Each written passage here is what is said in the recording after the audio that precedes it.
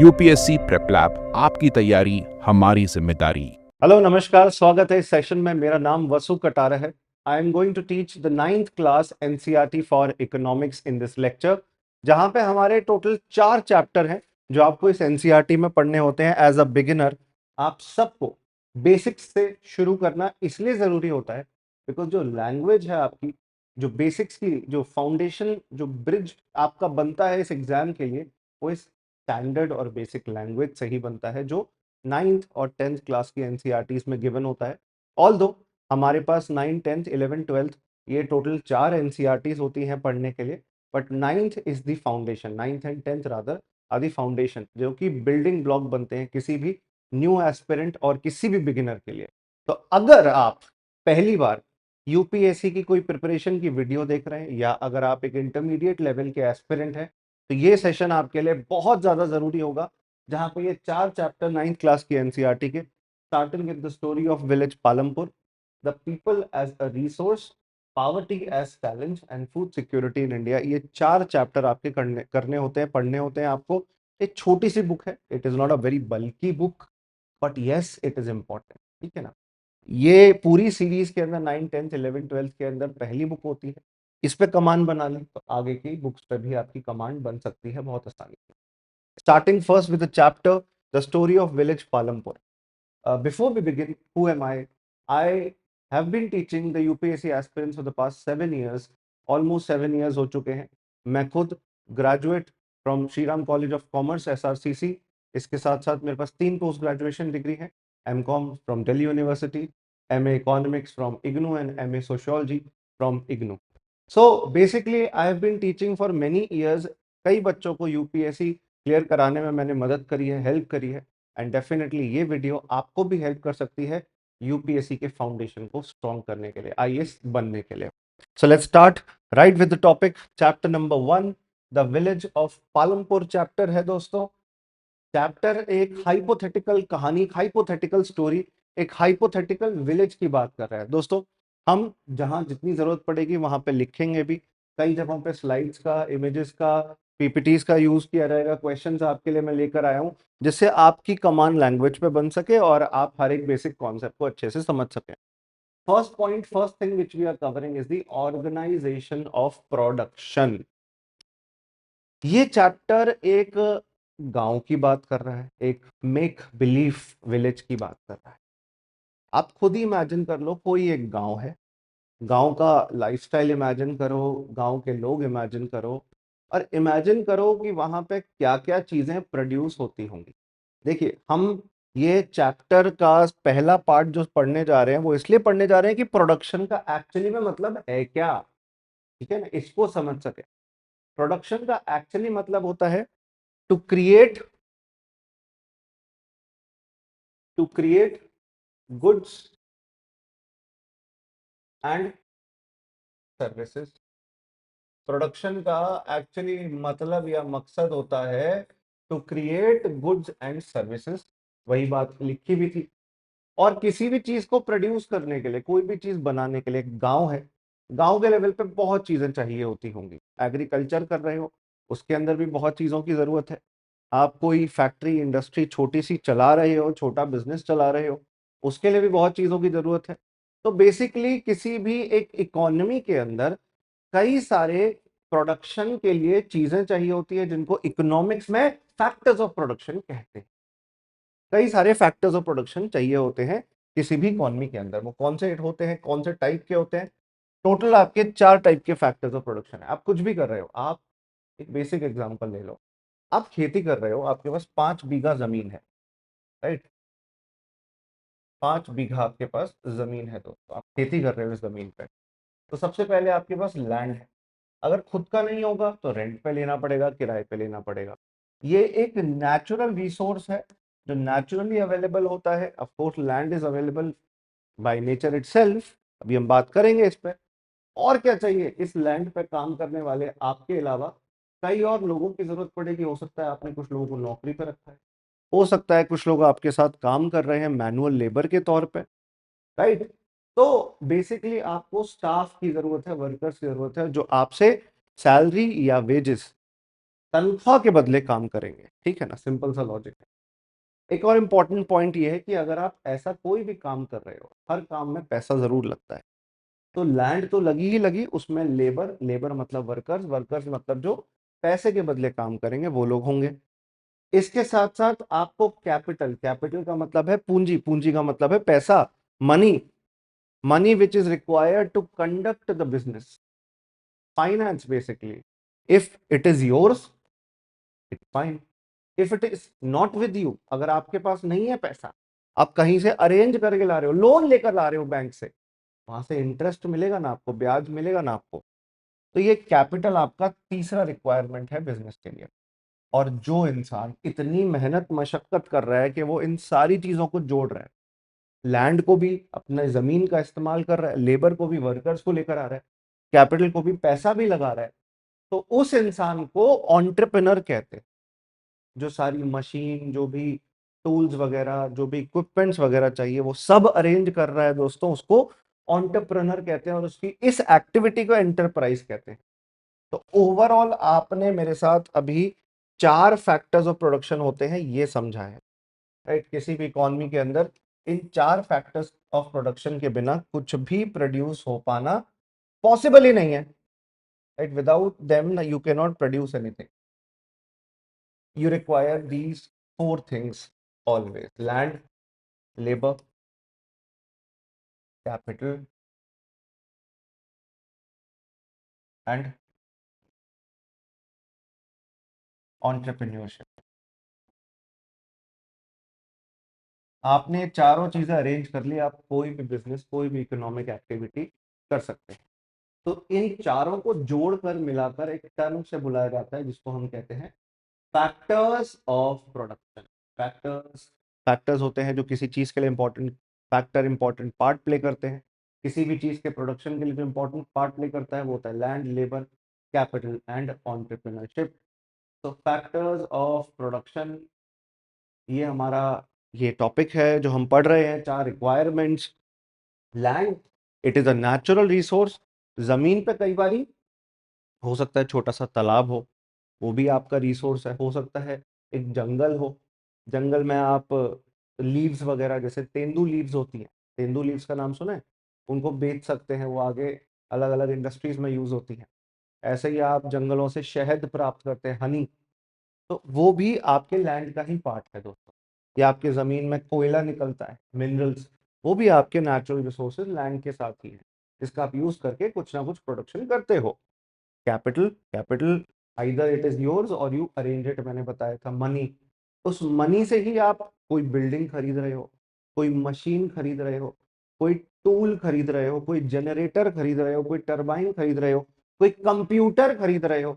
इन सब को खरीदने के लिए पैसा चाहिए ना, तो ये आपका कैपिटल कहा जाता है। कैपिटल फिर अब अभी आगे हम देखेंगे, वर्किंग कैपिटल भी होता है और फिक्स कैपिटल भी होता है। ये कैपिटल फिर 2 पार्ट्स में ब्रेक हो जाता है। Labour, labour meaning the money you pay for the skills of other people, दूसरे लोग जो आपके साथ आपके लिए काम कर रहे हैं, उनको जो आप पैसा देते हो, the money you are paying, वो आपका लेबर की कैटेगरी में आता है। लेबर आपकी स्किल्ड भी हो सकती है, जिनके पास पहले से कुशलता है किसी काम को करने की, और अनस्किल्ड भी हो सकती है। Skilled and unskilled labour, right, ये दोनों लेबर आपके पास हो सकती है। तो land, capital, labour and entrepreneurship, ये टोटल 4 फैक्टर्स ऑफ प्रोडक्शन किसी भी बिजनेस को कंडक्ट करने के लिए बहुत ही ज्यादा जरूरी, बहुत ही ज्यादा क्रूशल होते हैं। तो अभी हमने बेसिक से शुरुआत करी, हमने समझा to start a production what all things do you require, जिनसे आपकी जरूरत है पूरी हो सके, जिनसे आप सामान बना बना के बेचो, पब्लिक को बेचो और अल्टीमेटली आपकी इनकम हो। लैंड हमने पढ़ लिया, लेबर, वर्कर्स हमने पढ़ लिया, फिजिकल कैपिटल और मनी ये हमने पढ़ लिया, एंड टूल्स, मशीन्स, बिल्डिंग ये उसके साथ ही है। बेसिकली आपको मैंने एंटरप्रेन्योरशिप के साथ साथ चारों फैक्टर्स समझा दिए हैं, बता दिए हैं। अब कैपिटल शब्द मैंने इस्तेमाल किया था, कैपिटल का मतलब होता है पूंजी। जैसे एग्जांपल देता हूं, आप कहते हैं ह्यूमन कैपिटल। ह्यूमन कैपिटल मतलब हमारे देश के लोग जिनको आप पढ़ाओगे, लिखाओगे, तो वो कल को जाके देश के लिए काम आएंगे। सुंदर पिचाई, सत्या नडेला भले ही एक ग्लोबल कंपनीज के सीईओ हैं, इंडियन ओरिजिन के लोग हैं, जो आज वापस घूम के इंडिया में इन्वेस्टमेंट करते हैं। अगर अभी आपने एआई इन्वेस्टमेंट्स, एआई समिट देखा हो, एआई में इन्वेस्टमेंट करने का, इंडिया में इन्वेस्टमेंट करने का इन्होंने प्रॉमिस किया है। तो they are the human capital, उनके पास जो नॉलेज है, जो एक्सपर्टीज है, वो ह्यूमन कैपिटल कहा जाता है। और इसी ह्यूमन कैपिटल का हम इस्तेमाल करके हमारे फिजिकल कैपिटल का हम बेहतर तरीके से इस्तेमाल कर सकते हैं। दिमाग के बिना पैसे का क्या फायदा, पैसे के बिना दिमाग का क्या फायदा, राइट? अंडरस्टैंड? इसलिए दोनों को, ह्यूमन कैपिटल को और फिजिकल कैपिटल को साथ में इस्तेमाल करना चाहिए। अगर आपके पास लैंड है, लेबर है, तो आपको फिजिकल कैपिटल की जरूरत पड़ेगी उनको प्रोडक्टिव बनाने के लिए, उनका कोई प्रोडक्टिव यूज करने के लिए, या उनसे टेक्निकली कुछ पैसा कमाने के लिए। तो both are important. Human capital is also important and physical capital is also important. कोई भी आप रॉ मटेरियल यूज करते हो, जैसे एक पॉट बनाने वाला व्यक्ति है, वो क्ले, मिट्टी का इस्तेमाल करता है, वो उसका रॉ मटेरियल है। ऐसे ही कोई कपड़े सिलने वाला व्यक्ति जो कपड़े बना रहा है, जो क्लॉथ्स को प्रिपेयर कर रहा है, टेक्सटाइल प्रिपेयर कर रहा है, उसके लिए धागा हो गया, उसके लिए अलग अलग फाइबर हो गया, वो उसका रॉ मटेरियल है। तो आपको पहली बात तो पैसा चाहिए सब खरीदने के लिए, पैसे के साथ साथ दिमाग, ह्यूमन कैपिटल, नॉलेज चाहिए। Focus on the word knowledge. Knowledge is the most important word, knowledge and expertise चाहिए। और आज के टाइम में जैसे जैसे ह्यूमन कैपिटल इवॉल्व हो रहा है, जैसे जैसे we are venturing into the world of artificial intelligence, ये तो और भी इंपॉर्टेंट हो गया है ह्यूमन कैपिटल लोगों के अंदर होना, राइट? तो हमने बात करी कि कैसे ह्यूमन कैपिटल और वर्किंग कैपिटल साथ मिलके चलते हैं, साथ मिलके काम करते हैं। अब हम फैक्टर्स ऑफ प्रोडक्शन को ही ब्रेक करेंगे, क्योंकि प्रोडक्शन के लिए जो अलग अलग चीजों की जरूरत है, उनको एक बार ब्रेक करके पढ़ना और समझना हमारे लिए जरूरी हो जाता है। First of all, what are the characteristics of a land? Land is fixed in nature. ऐसा नहीं कि कल को आप जमीन बढ़ा दोगे, जितनी जमीन दुनिया के अंदर है उतनी ही जमीन रहेगी। The amount of land which is available is fixed in its number. अब लैंड को जब आप मेजर करते हो ना, तो कोई हेक्टेयर के अंदर, कोई बीघा के अंदर, अलग अलग, कोई एकड़ के अंदर, कोई किलोमीटर, कोई स्क्वायर फीट, कोई स्क्वायर मीटर, अलग अलग मेजरमेंट यूनिट्स के अंदर इसको मेजर करता है, ठीक है ना? जो स्टैंडर्ड यूनिट है मेजरमेंट का, वो है हेक्टेयर। इंडिया में भी हम जो एग्रीकल्चर के अंदर लैंड डिवीजन देखते हैं ना, कि स्मॉल फार्मर कौन है, मार्जिनल फार्मर कौन है, मीडियम फार्मर कौन है, लार्ज फार्मर कौन है, उसको भी हम हेक्टेयर्स में ही नापते हैं क्लासिफिकेशन करने के लिए। तो लॉजिक हमारा यही है दोस्तों, कि स्टैंडर्ड यूनिट इंडिया में मेजर जब हम करते हैं विलेजेस के अंदर, तो जमीन को हम हेक्टेयर में नापते हैं। ये एक लोकल यूनिट है, ये एक ऐसा यूनिट है जो अलग अलग गांव में एक्सेप्टेबल है, और नेशनल लेवल पे तो है ही। ऑल दो बीघा हो गया, गिनठा हो गया, ऐसे यूनिट्स भी हमारे देश में अलग अलग जगहों पे इस्तेमाल किए जाते हैं, यूज किए जाते हैं। एक बात हम समझ चुके हैं, land is fixed in nature. जमीन जितनी क्वांटिटी में है उतनी फिक्स ही होती है दोस्तों। नेक्स्ट पॉइंट आता है कि उसी जमीन से, फिक्स्ड जमीन से, फिक्स्ड क्वांटिटी ऑफ लैंड से आप प्रोडक्टिविटी कैसे बूस्ट कर सकते हो? भाई जमीन उतनी ही है। एक हेक्टेयर जमीन में मान लेते हैं कि आप 100 किलो अनाज उगाते हो, 100 किलोग्राम फूड ग्रेन्स ग्रो करते हो। अब उससे और प्रोडक्टिविटी और एफिशिएंसी कैसे बूस्ट की जाए, ये जरूरी है समझना। जमीन उतनी है, प्रोडक्शन आपका 100 की जगह 50 टन भी हो सकता है, और 150 टन भी हो सकता है, कम भी हो सकता है, ज्यादा भी हो सकता है। अंडरस्टूड? इसलिए हमें बस ये समझना होता है कि how can we derive more produce from the same land. अब जब हम पहले प्रोड्यूस की बात कर रहे हैं, तो भाई दो टाइप की क्रॉप्स होती है। एक होती है खरीफ सीजन की, एक होती है रबी सीजन की। खरीफ होता है जो बारिशों के समय चल रहा होता है, जो मॉनसून के टाइम पे चल रहा होता है। किसान, क्योंकि हमारे देश में रेन फेड एग्रीकल्चर है, रेन फेड मतलब बारिश पे निर्भर है, तो किसानों को बारिश का वेट करना पड़ता है, और जब बारिश होती है तभी वो फसल बोते हैं। और जो खरीफ क्रॉप्स होती हैं, जिसमें rice is the best example guys, इनमें बहुत ज्यादा वाटर की जरूरत होती है। हालांकि इसमें जवार और बाजरा जैसी चीजें भी उग सकती हैं, but the most popular crop is rice, जिसके लिए आपको बहुत ज्यादा वाटर अवेलेबिलिटी चाहिए होती है, ठीक है ना? ऐसे ही आपके कुछ विंटर क्रॉप्स भी होते हैं, जिनके टाइम पे भीनी भीनी बारिश, थोड़ी बहुत बारिश जो वेस्टर्न डिस्टर्बेंसेस से इंडिया में आ ही जाती है, वो चाहिए होती है। विंटर क्रॉप्स में आपके जो क्रॉप्स आते हैं उनको रबी क्रॉप्स कहते हैं, और wheat is the best example. ऐसे तो एक्चुअली तीन टाइप होते हैं, खरीफ, रबी, एक जायद भी होता है। गर्मियों में खरीफ चलता है, फिर रबी आता है, फिर जायद आपका मार्च अप्रैल के मंथ में क्रॉप आती है। जायद क्रॉप्स होती हैं वाटर रिच नेचर की, जायद क्रॉप्स होती हैं वाटर रिच नेचर की, जैसे वाटरमेलन, जैसे क्यूकम्बर, खीरा, जिनमें पानी का कंटेंट बहुत ज्यादा होता है। तो अच्छा, इंडिया का जो ट्रेडिशनल स्ट्रक्चर रहा है वो इस प्रकार रहा है कि किसान जो उगाता है गेहूं चावल, कुछ वो अपने कंजम्पशन और अपनी फैमिली के कंजम्पशन के लिए रख लेता है, बाकी जो बचता है वो मार्केट में सेल कर देता है।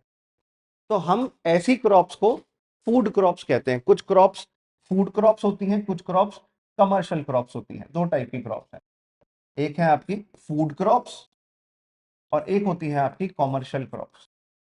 कमर्शियल क्रॉप्स वो होती हैं जिनको आप मार्केट में बेच सकते हो, प्राइमरली कंजम्पशन के मोटिव से नहीं उगाई गई है, वो मार्केट में बेचने के लिए उगाई गई है। जैसे आपने गन्ना उगाया जिससे चीनी बना के आप बेच सको, जिससे चीनी बन सके, राइट।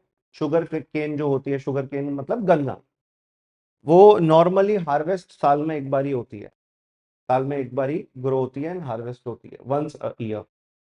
फिर वो गन्ना व्यापारी खरीद लेते हैं, उससे फिर वो शुगर, जैगरी जो भी बनाना है बनाते हैं। बाई बगास, मोलास जैसे कुछ बाई प्रोडक्ट भी होते हैं। आई एम श्योर आपने स्कूल में साइंस में पढ़ी है चीजें, नहीं भी पढ़ी तो आगे आप पढ़ेंगे जरूर क्या होता है बगास और क्या होता है मोलास।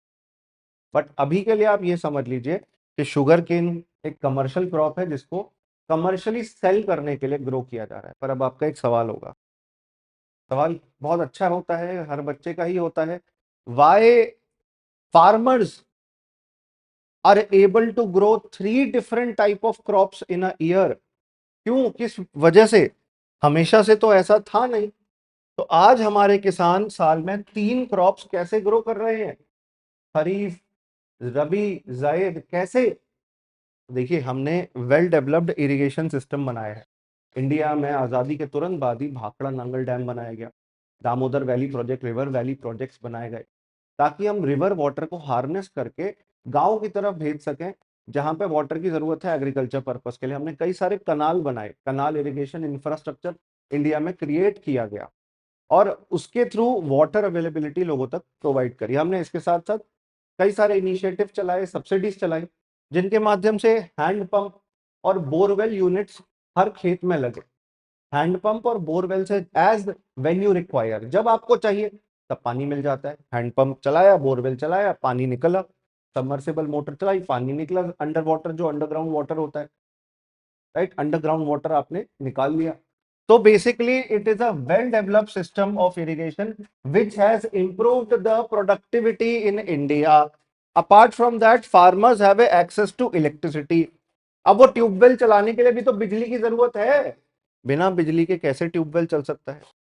तो बेसिकली आपको अगर इरिगेट करना है जमीन को, आपको उसमें पानी प्रोवाइड करना है, आपको एग्रीकल्चर के लिए पानी देना है, तो आपको बिजली की जरूरत है, ठीक है ना। पहले राजीव गांधी ग्राम विद्युतीकरण योजना थी, अब वो दीनदयाल उपाध्याय ग्राम विद्युतीकरण योजना आ गया है, जिसने रिफॉर्म कर दिया है electricity distribution for rural purpose, इस सिस्टम को पूरी तरह।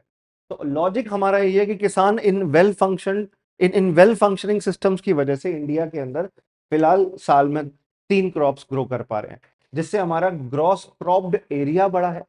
बेसिकली जो एरिया जिसमें जितने जमीन जिसमें फसल उग रही है, आप एक ही जमीन पे अगर 2 बार साल में फसल उगा रहे हो तो हम 2 बार काउंट कर रहे हैं, 3 बार उगा रहे हो 3 बार काउंट कर रहे हैं, तो वो काउंट बढ़ता जा रहा है। क्योंकि सिर्फ एक बार ही फसल उगा के साल भर में 3 महीने 6 महीने के लिए फसल आपने उगा ली और बाकी टाइम बेरोजगार बैठे रहे, उससे फार्मर्स की प्रोडक्टिविटी कम होती है। We are trying to boost productivity, we are trying to boost the intensity. आगे जाकर आप क्रॉपिंग इंटेंसिटी पढ़ते हैं, आगे जाके आप gross cropped area, gross irrigated area, net cropped area, net irrigated area, जैसे कई सारे डिफिकल्ट टर्म्स पढ़ते हैं। अभी के लिए बेसिक्स के लिए आप यही समझ लीजिए कि अगर आप प्रोडक्टिविटी बढ़ाना चाहते हैं, आपको इरिगेशन एंड इलेक्ट्रिसिटी प्रोवाइड करनी पड़ेगी, और यही एनसीईआरटी भी कहता है। एनसीईआरटी भी इसी पूरे टॉपिक की बात करता है। नॉर्दर्न इंडिया के अंदर कनाल इरिगेशन काफी स्ट्रांग है। अगर आप इंडिया का मैप देखें अगर आप उत्तर भारत को और दक्षिण भारत को मैप में बांट दें तो नॉर्थ इंडिया के अंदर कनाल इरिगेशन काफी पॉपुलर है, काफी प्रसिद्ध है, कनाल्स हैं बहुत ज्यादा। साउथ इंडिया के अंदर टैंक इरिगेशन काफी पॉपुलर है, टैंक, क्योंकि वहां पे सख्त पत्थर होते हैं, हार्ड रॉक्स होते हैं। अब हार्ड रॉक्स की वजह से वहां पे कुछ खुदाई करना, वहां पे कोई कनाल बनाना मुश्किल होगा और एक्सपेंसिव भी होगा। तो वहां पे टैंक इरिगेशन, नेचुरल रिजर्वॉयर होते हैं, नेचुरल टैंक होते हैं। टैंक का मतलब पत्थर है और उसकी वजह से ऐसा एक बेसिन टाइप बना हुआ है जिसमें वाटर, बारिश का पानी ऑफ कोर्स स्टोर होता जाता है। कई तो टेम्पल टाउन्स देखने मिलते हैं हमें साउथ इंडिया के अंदर, ऐसे शहर जहाँ मंदिर भी है और वहाँ टैंक भी है। तो ये साउथ इंडिया के अंदर काफी प्रेवलेंट है। अदरवाइज पूरे इंडिया भर में आपको कनाल और टैंक के अलावा बोरवेल तो मिलते ही हैं जगह जगह, और ये बोरवेल बहुत बड़ी मुसीबत है।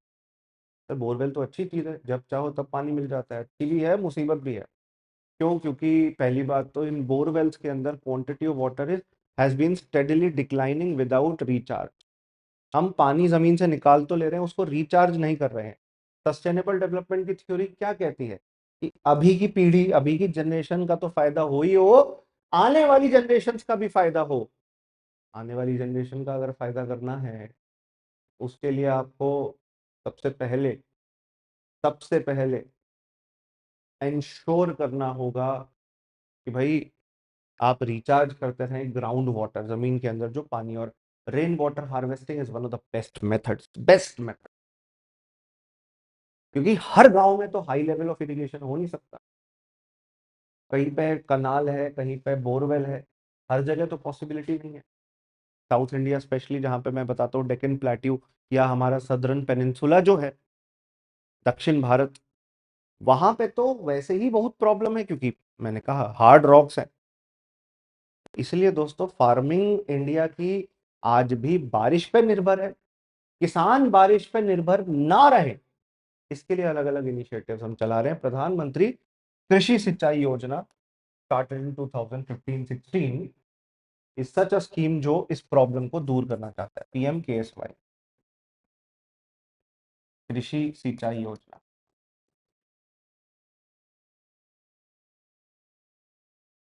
योजना ऑब्जेक्टिव इसका बड़ा क्लियर है, मोर क्रॉप पर ड्रॉप। ज्यादा फसल उगेगी हर बूंद पानी के साथ, एंड हर खेत को पानी।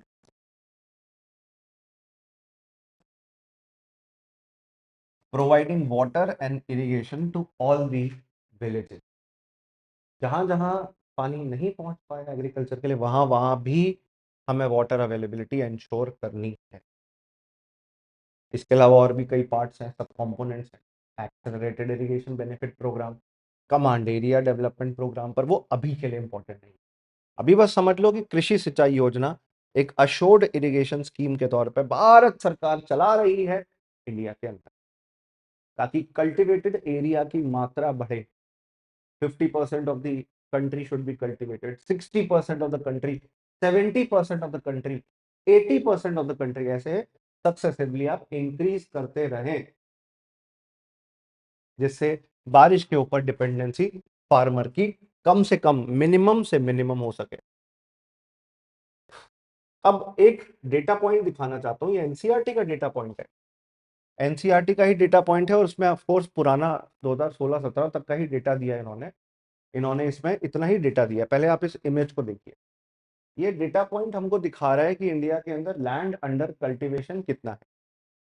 तो 1950-51 में, आजादी के तुरंत बाद, जब हमारा 132 मिलियन हेक्टेयर एरिया होता था, वो इंक्रीज होता जा रहा है। It has now reached up to 200। हम फैलो लैंड, जो बंजर जमीन थी, उसका भी इस्तेमाल करने की कोशिश करते हैं।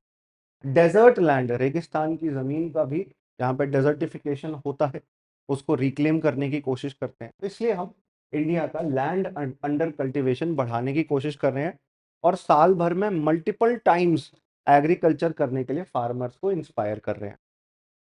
तो इंडिया में लैंड अंडर कल्टीवेशन बढ़ा है। प्रीलिम्स में सवाल बन सकता है कि ऑलमोस्ट 60% से बढ़ा है। 60-70% से बड़ा है, ऑफ कोर्स डबल होने वाला है कुछ टाइम के अंदर, और ये मिलियन हेक्टेयर्स के अंदर है टोटल एरिया। अब एक सवाल बनता है, हाउ टू इंक्रीज प्रोडक्शन। एक इतनी जमीन है, इसमें अब तक 100 टन अनाज उगता था, इसको बढ़ाना है, 100 का 150 करवाओ या 200 करवाओ, कैसे करोगे? Multiple cropping is the solution. What is multiple cropping? Multiple नाम से समझ आ रहा है, multiple times crops are grown, multiple types of crops are grown. तो multiple times and multiple types of crops are grown, इसे कहते हैं मल्टी क्रॉपिंग। देखिए क्या लिखा है, मॉडर्न फार्मिंग मेथड है for boosting high yield. Yield का मतलब होता है आपका टोटल प्रोडक्शन जो आप एक जमीन से एक साल भर में गेन कर रहे हो, प्राप्त कर रहे हो। What is the yield of a land? Yield of the land is the total production you are deriving from that land. ठीक है ना, आप उस लैंड से, उस जमीन से प्रोवाइड कर रहे हो। या तो ये एक सिंगल सीजन के हिसाब से देखोगे, या तो एक कंप्लीट ईयर के हिसाब से देखोगे, और ये कॉन्सेप्ट आता है आपका मल्टीपल क्रॉपिंग के अंदर। अब मल्टीपल क्रॉपिंग इसलिए की जाती है कि फार्मर्स की इनकम सप्लीमेंट हो सके, इनकम बढ़ सके। हम तो इंडिया में वैसे भी चाहते हैं, सरकार ने अशोक दलवाई कमेटी बनाई थी अभी रिसेंटली, अशोक दलवाई कमेटी, जिसने 2022 तक फार्मर की इनकम को डबल करने का बोला था। सरकार तो वैसे ही इनकम डबल करना चाहती है फार्मर को, हम तो वैसे भी इनकम सप्लीमेंट करने के लिए और भी तरीके के इनकम एवेन्यूज फार्मर के लिए क्रिएट कर रहे हैं, जैसे Mahatma Gandhi national rural employment guarantee act. खेती के साथ जो फ्री टाइम है उसमें आप मनरेगा में मजदूरी कर लो, आप अपनी स्किल्स और अपनी एक्सपर्टीज बेहतर यूज कर पाएंगे और कुछ ना कुछ एडिशनल पैसा कमा पाएंगे। 100 दिन का, 100 डेज का तो मिनिमम पैसा सरकार देती है MNREGA, Mahatma Gandhi national rural employment guarantee act के तहत। ऐसे ही एनिमल हस्बेंड्री, गाय भैंस पाल रहे हो जो आप, उसका दूध बेचोगे, अमूल जैसा एक कोऑपरेटिव खरीद लेगा, उससे भी आपका इनकम सप्लीमेंट होता है। पोल्ट्री फार्मिंग, सेरीकल्चर, एपीकल्चर, मधुमक्खी पालना, सिल्क के लिए रेशम जो होता है, वो जो रेशम का कीड़ा होता है उसको पालना, सिल्क फार्मिंग करना। तो दोस्तों ये सब इनकम सप्लीमेंट करने की कोशिश है, इससे फार्मर की इनकम बढ़ सकती है। फार्मर की इनकम बढ़ाने का एक मेथड था मल्टीपल क्रॉपिंग, जिससे आप एक ही सीजन में अलग अलग क्रॉप्स प्रोड्यूस करके, अलग अलग टाइम पे अलग अलग टाइप के क्रॉप्स प्रोड्यूस करके ज्यादा प्रोडक्टिविटी बूस्ट कर पाते हो, ज्यादा से ज्यादा प्रोडक्शन इंक्रीज कर पाते हो, और उसी जमीन से टेक्निकली ज्यादा पैसा कमा पाते हो। मॉडर्न फार्मिंग मेथड्स में जब हम आते हैं तो कौन से मॉडर्न फार्मिंग मेथड? हम फार्म मशीन ट्रैक्टर्स की बात करते हैं, हम डीजल जनसेट जनरेटर्स, और डीजल का एग्रीकल्चर में और भी जगहों पे इस्तेमाल होता है, ट्रैक्टर में इस्तेमाल होता है, उनके इस्तेमाल की बात करते हैं। हम इलेक्ट्रिफिकेशन की बात करते हैं, गांव गांव तक बिजली पहुंचे इसके लिए सरकार ने सौभाग्य स्कीम शुरू करी थी, सहज हर घर बिजली योजना, सौभाग्य स्कीम, सहज हर घर स्कीम शुरू की थी रूरल एरियाज के अंदर, सहज हर घर बिजली योजना,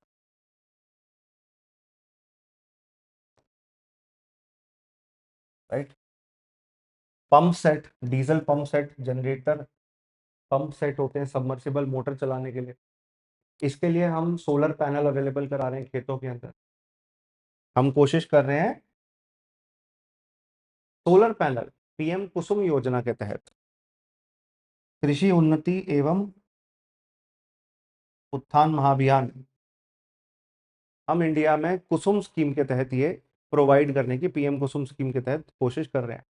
सिमिलरली कनाल इरिगेशन, कनाल में हमेशा मैं भाखड़ा नंगल डैम का एग्जांपल देता हूँ। मैं राजस्थान और पंजाब के अंदर जो बनाई गई मल्टीपल कनाल्स हैं उनका एग्जांपल देता हूँ। Then we have dams, multiple dams has been created, reservoirs have been created. हम तो रिवर लिंकेज की भी बात करें, नदियों को जोड़ दो, जो सूखा इलाका है वहां तक पानी पहुंचे। सिमिलरली पेस्टिसाइड्स हैं, फर्टिलाइजर हैं, HYV seeds, high yielding variety seeds, ये सब ग्रीन रेवोल्यूशन में हमने जरूर यूज किया था। ये हम आज से ऑलमोस्ट 50-60 ईयर्स पहले यूज कर चुके हैं। ये तो मॉडर्न वाली स्कीम्स हैं जो मॉडर्न टाइम में चल रही हैं, जैसे कृषि ऊर्जा सुरक्षा एवं उत्थान महाअभियान, जैसे सौभाग्य सहज हर घर बिजली योजना, ये तो अभी की है। बट हम आज से 50 to 60 ईयर्स बैक एक बारी ग्रीन रेवोल्यूशन कर चुके हैं, जिसमें high yielding variety seeds, rice और वीट के, जिनको ड्वार्फ वैरायटी भी कहते हैं, एक्चुअली ये कम टाइम में ग्रो हो जाता था। ये वाले सीड्स का प्लांट कम टाइम में ग्रो हो जाता था, किसान का कम समय लग रहा है, जितना जल्दी वो फसल काटेगा उतना जल्दी बेच सकता है, उतना जल्दी पैसा आएगा उसके पास। दूसरी बात, high yielding variety seeds Hardy होते हैं, कितना भी उसको हीट पड़े उसके ऊपर, राइट, हीट कितनी भी है, गर्मी कितनी भी है, वो सरवाइव कर लेता है, राइट, इनफ हीट में भी। मतलब बेसिकली एडवर्स कंडीशंस में भी क्रॉप सरवाइव कर लेती है हाई यील्डिंग वैरायटी सीड्स की। तो ये मॉडर्न फार्मिंग मेथड हम इंडिया में यूज कर रहे हैं। तो ग्रीन रेवोल्यूशन के माध्यम से हमने कई सारे चेंजेस इंडिया में करे हैं। ग्रीन रेवोल्यूशन ने किसान को 4 तरीके से मदद करी है। मॉडर्न इक्विपमेंट ये प्रोवाइड करके, क्रेडिट फैसिलिटी, लोन मिला, पैसा मिला, किसान के पास अपनी जमीन थी।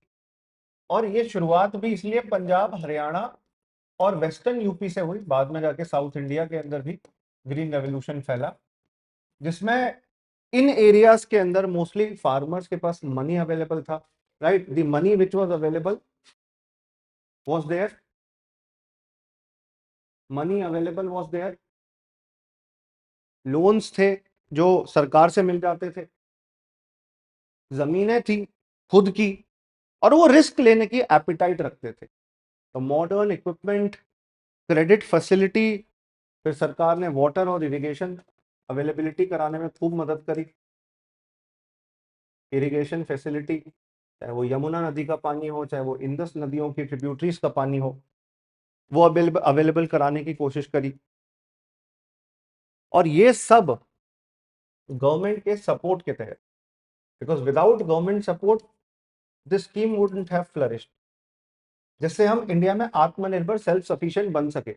नॉर्मन बोरलॉग ने ये सारे कॉन्सेप्ट्स इंटरनेशनल लेवल पर पॉपुलराइज करे थे, and father of green revolution इसलिए उनको कहते हैं नॉर्मन बोरलॉग। और इंडिया में यही कॉन्सेप्ट MS स्वामीनाथन लेकर आए।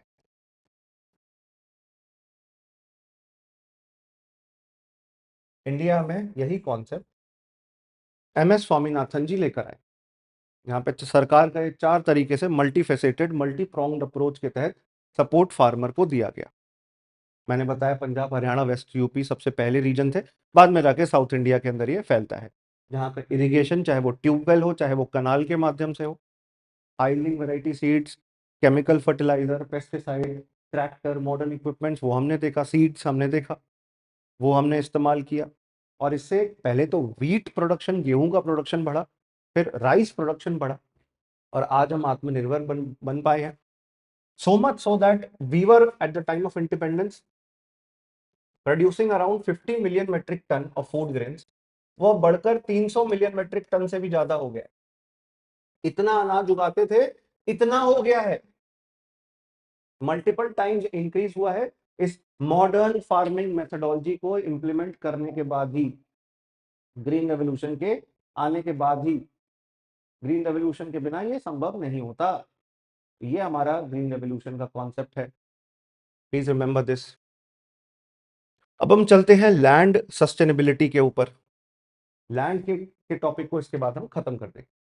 तो land basically as a natural resource हम मॉडर्न फार्मिंग मेथड्स के तौर पे कई सालों से यूज करते आए हैं, बट प्रॉब्लम ये आ रही है कई जगहों पे हमने ओवर यूज किया है। मल्टीपल टाइम साल में फसल ग्रो करने की वजह से उसकी फर्टिलिटी मारी गई। जब भी आप फसल उगाते हो, आपने मान लो गेहूं उगाया, आपने चावल उगाया, जो भी आप फसल उगाते हो, आपको ना लेग्यूमिनस प्लांट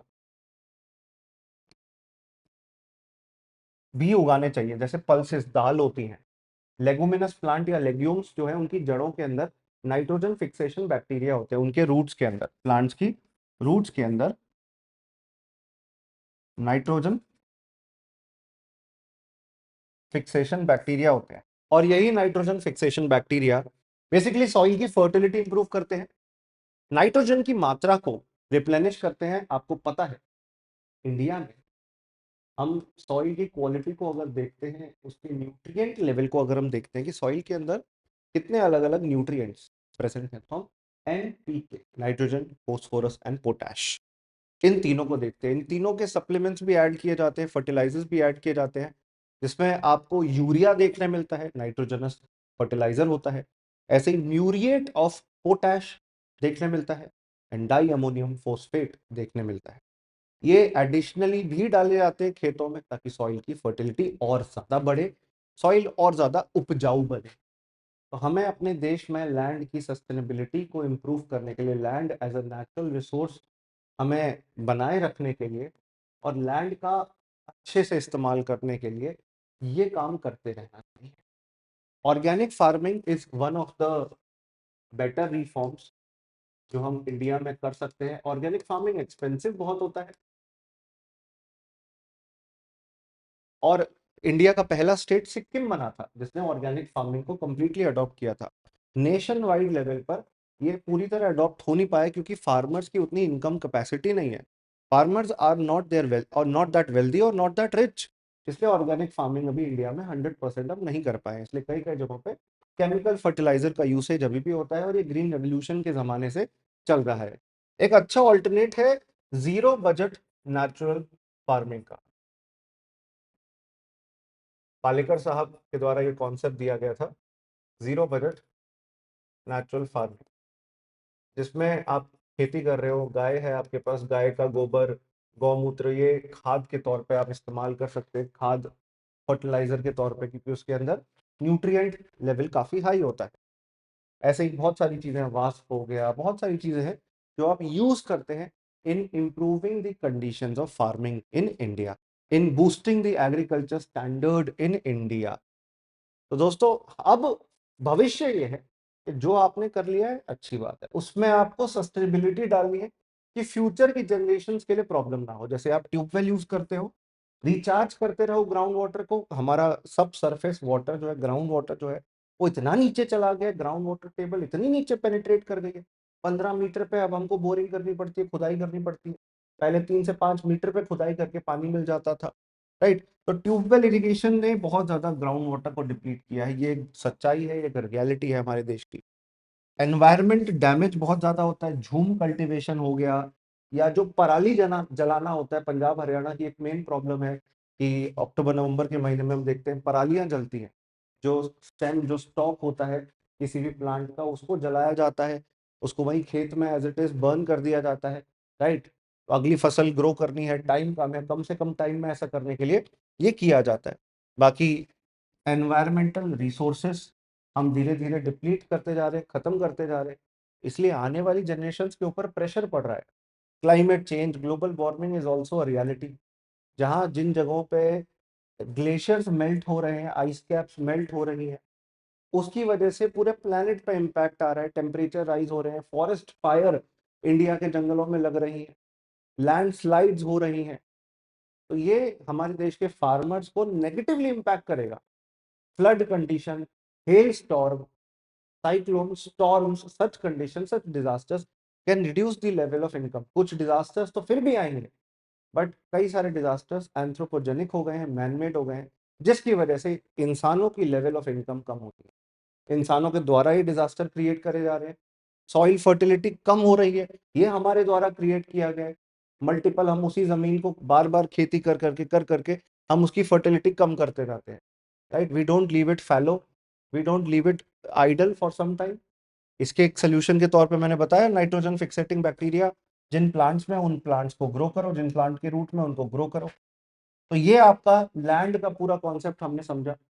केमिकल फर्टिलाइजर्स के इम्पैक्ट को मैं बता रहा हूँ। केमिकल्स देखिए, they are not good for people's health. Endosulfan का मैं हमेशा एग्जांपल देता हूँ बच्चों को। कसरगोड के अंदर, दक्षिण भारत में कसरगोड में प्रॉब्लम ये हुई कि वहां के लोग अपने कैशू प्लांटेशन के अंदर, काजू के प्लांटेशन के अंदर, अलग अलग क्रॉप्स के प्लांटेशन के अंदर एंडोसल्फान का इस्तेमाल करते थे, एंडोसल्फान का यूज करते थे। Endosulfan is a debilitating chemical, right. हमारे नर्वस सिस्टम को, हमारी बॉडी को ये धीरे धीरे खत्म करता जाता है। उसका इस्तेमाल किया जाता था। वो जब खेतों में डालते थे, वो रन ऑफ होकर खेतों के से निकल कर वो तालाब नदियों में जाता था, और उस पानी को जब हम कंज्यूम करते हैं तो वो केमिकल्स हमारी बॉडी में जाते हैं, हमारी बॉडी में रिएक्ट करते हैं। तो ऐसे chemicals they are not sustainable, they are not good for our life. In fact कई जगहों में, पंजाब में अगर आप देखो, हरियाणा में देखो, कई जगहों से ट्रेन्स चलती हैं specially towards the cancer hospital, cancer train और कैंसर एक्सप्रेस के तौर पे जानी जाती है। तो what is it all about? It is all about the harm of these chemicals. ये केमिकल्स फ्यूचर जनरेशंस को नेगेटिव इम्पैक्ट कर रहे हैं, पर फिर भी क्यों यूज किया जाता है? क्योंकि इससे क्रॉप और ज्यादा ग्रो होती है, आउट ऑफ प्योर ग्रीड, लालच में। ये फ्यूचर जनरेशंस पे, हमारे छोटे बच्चों की जिनकी इम्यूनिटी उतनी अच्छी नहीं होती, उनको नेगेटिवली इम्पैक्ट करते हैं ये केमिकल। इसके साथ साथ they are cheaper and these are easy to use, इसलिए लोग इन्हें इस्तेमाल कर रहे हैं। एक शॉर्टकट माना जाता है, बल्कि इजी टू यूज के साथ साथ हम मानते हैं कि एक शॉर्टकट है, और इस शॉर्टकट की वजह से लोगों की लाइफ और हेल्थ के ऊपर एक बहुत बहुत बहुत नेगेटिव इम्पैक्ट पड़ रहा है। तो केमिकल फर्टिलाइजर्स के यूज को मिनिमम करना चाहिए, अवॉइड करना चाहिए, बल्कि नेचुरल आपको मेथोडोलॉजी यूज करनी चाहिए। Chemical, pesticide, fertiliser, herbicide, insecticide, इन सब से जो फार्मर्स फ्रेंड कहा जाता है, अर्थवर्म, वो अर्थवर्म के ऊपर भी ये टॉक्सिक इफेक्ट क्रिएट करता है, जिसको फार्मर फ्रेंड कहते हैं। हम तो कंपोस्ट भी वर्मी कंपोस्ट वाला अगर यूज करें तो वो ज्यादा बेटर होता है हमारी फसल के लिए, न्यूट्रिएंट्स रिच होता है वर्मी कंपोस्ट, जिससे न्यूट्रिएंट ज्यादा मिलते हैं जमीन को। जो गुड बैक्टीरिया होता है, गुड माइक्रो ऑर्गेनिजम्स होते हैं, वो भी डाई हो जाते हैं, उनकी भी डेथ हो जाती है, उनकी लाइफ पर भी एक नेगेटिव इम्पैक्ट पड़ता है, उनकी लाइफ पर भी एक नेगेटिव इम्पैक्ट पड़ता है। तो केमिकल्स का इस्तेमाल करके ये सारी प्रॉब्लम हो रही है, और ये अभी और आने वाली जनरेशन को बहुत बहुत नेगेटिव इम्पैक्ट करेंगे। कसरगोड़ का एग्जांपल दिया मैंने, पानी में कैसे केमिकल्स मिल गए हैं over a period of time, ठीक है ना।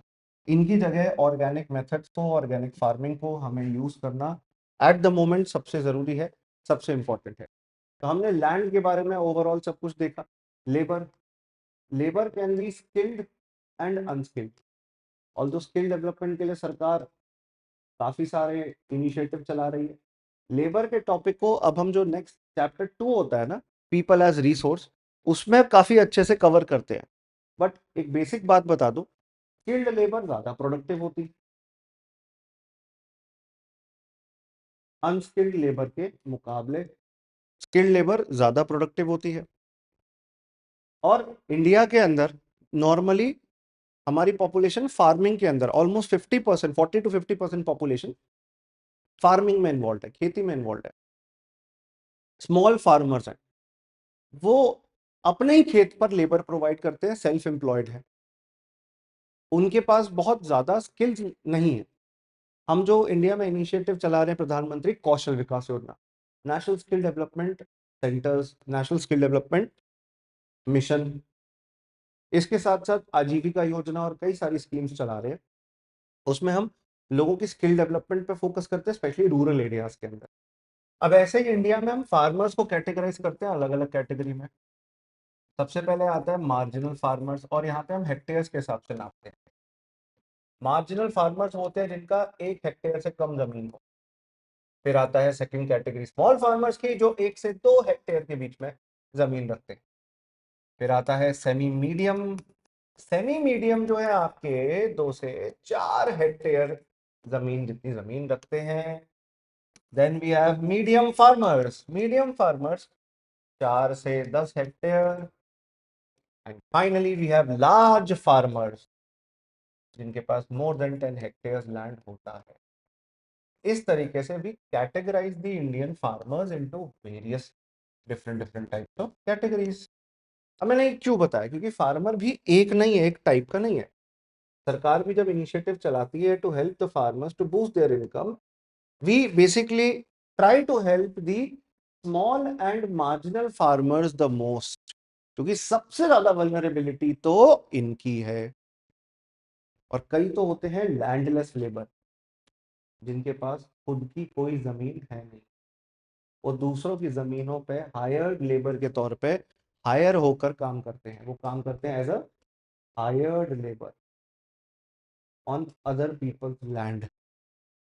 और इनको जो पैसा दिया जाता है, भत्ता दिया जाता है, वेजेस दी जाती है, वो भी डिफर करती है। क्रॉप की टाइप कौन सी है, जो हाई वैल्यू क्रॉप्स होती हैं उनके लेबर को ज्यादा पैसा मिलेगा, जो लो वैल्यू है उनके लेबर को ऑफ कोर्स लो पैसा मिलेगा।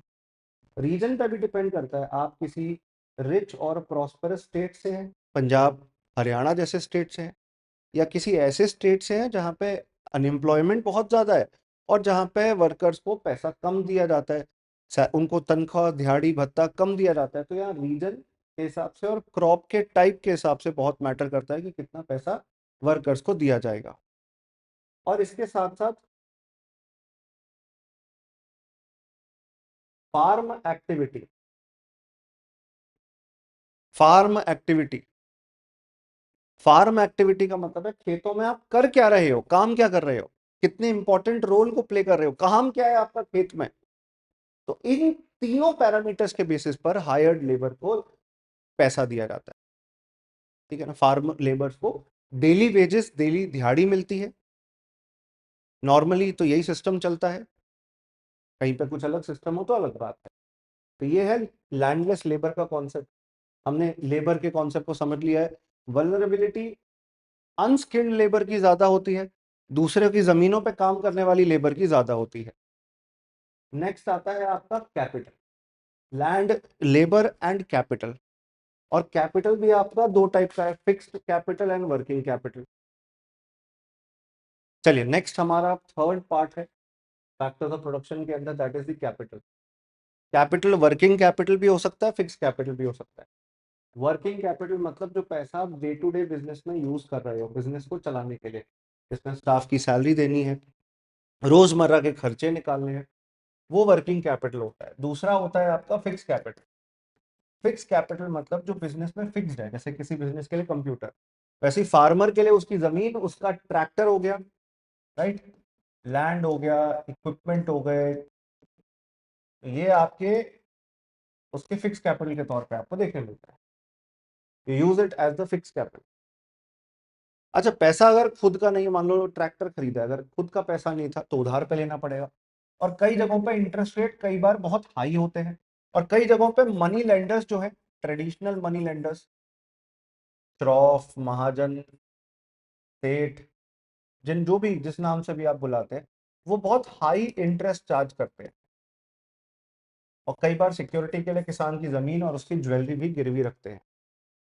मीडियम और लार्ज फार्मर तो कर लेते हैं, पर सबसे ज्यादा इसका इम्पैक्ट आता है स्मॉल एंड मार्जिनल फार्मर्स पे, 2 हेक्टेयर से कम जमीन वाले फार्मर्स। स्मॉल एंड मार्जिनल दोनों उस कैटेगरी में आते हैं, सबसे ज्यादा इम्पैक्ट उन पे आता है, क्योंकि उधार लेना पड़ता है। और कई बार इन उधारों की वजह से फार्मर्स पे इतना बोझ, इतना लोड पड़ जाता है कि हमें इंडिया में फार्मर सुसाइड और फार्मर डेट ट्रैप जैसे प्रॉब्लम्स देखने मिलते हैं।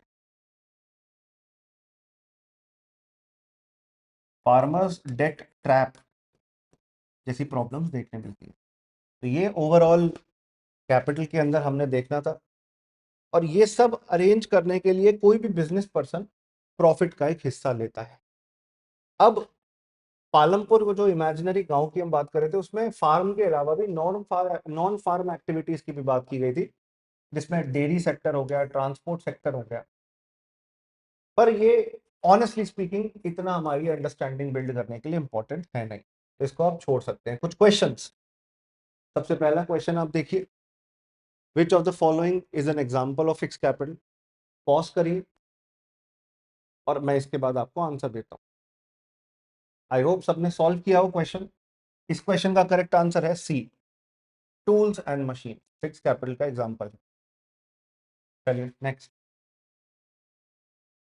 What does human capital refer to. Pause करिए आई होप सबने क्वेश्चन सॉल्व किया हो। आंसर देखते हैं इस क्वेश्चन का। Knowledge and enterprise, yes, human capital का पार्ट होता है ये। नेक्स्ट क्वेश्चन, थर्ड क्वेश्चन, बड़ा है ये क्वेश्चन, पॉज करिए और पढ़िए इसे अच्छे से। आई होप सबने क्वेश्चन पढ़ा होगा अच्छे से, पॉज भी किया था। आंसर देखते हैं। Correct answer is both 1 and 2, both 1 and 2, 1 is also correct, 2 is also correct। Fourth question पे चलते हैं, टोटल 5 क्वेश्चन है। Which of the following is an example of working capital? इनमें से वर्किंग कैपिटल क्या है? पॉज करिए, आंसर देखते हैं। आई होप सबने सॉल्व किया हो। Correct answer is raw material, जो आपके बिजनेस में डे टू डे बेसिस पे यूज हो रहा है। The last question for this chapter, fifth question. Consider the following statements regarding Rabi and Kharif crops. Rabi crops are grown in the winter season and harvested in the spring season. Kharif crops are sown in the beginning of the monsoon season and harvested before the arrival of winter. Example of Rabi crops include rice, maize, cotton, while example of Kharif include wheat, barley, mustard. Pause करिए और answer करिए।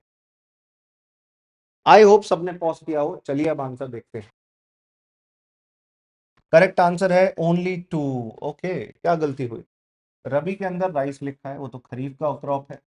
Wheat लिखा है खरीफ में, वो तो रबी का crop है, तो थर्ड तो गलत हो गया। Second is correct, kharif monsoon में किया जाता है और रबी विंटर के टाइम पर। रबी क्रॉप्स आर सोन, ये तो one is bogus, wrong and incorrect.